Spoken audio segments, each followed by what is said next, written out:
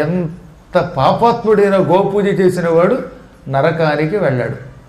ఇంకెక్కడి నుంచి చెప్పాడు కాశీఖండంలో, గోవులలో సమస్త దేవతలు ఉంటారు.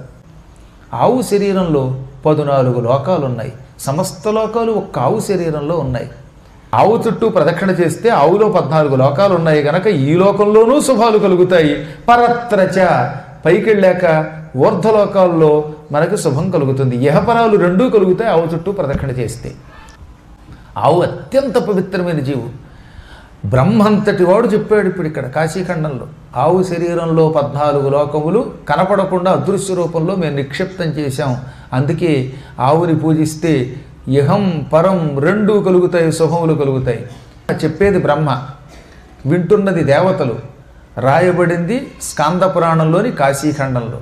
ఆవు పేడ యమునా సాక్షాత్, యమునా నదియే.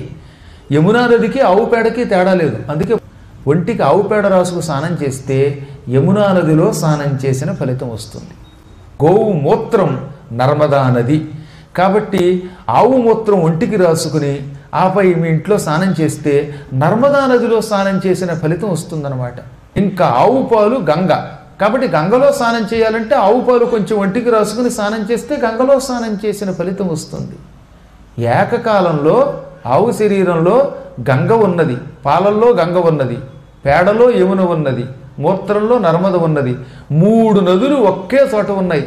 ఇంకా గంగా యమున అంటే సంగమం అవుతుంది ప్రయాగ దగ్గర, కానీ నర్మదా నది అందులో కలిసే అవకాశమే లేదే.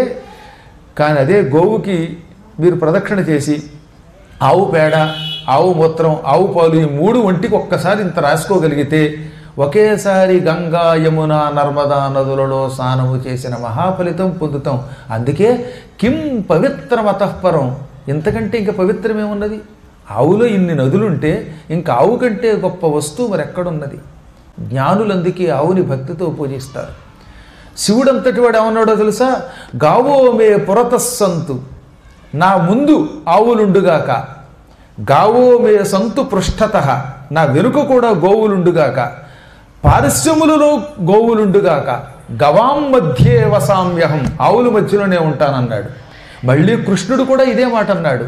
కాబట్టి ఆవుల మధ్యలో మేముంటాం, ఆవులు మాకు ఇష్టం ఇష్టం ఇష్టం బాబోయ్ అని ఇటు శివుడు ఇటు విష్ణువు అంటూ ఆవుల కంటే పవిత్రమైన వస్తువులు మరి లేవు. అందువల్లే ఆవుల్ని పూజించిన వాళ్ళంతా నా పక్కన కూర్చున్నారన్నాడు బ్రహ్మ.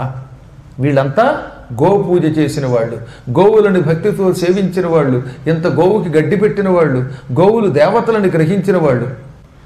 ఇంకా నరకలోకంలో ఉన్నారు వాళ్ళు. వాళ్ళెవరు అంటే ఆవుల్ని తిట్టిన వాళ్ళు.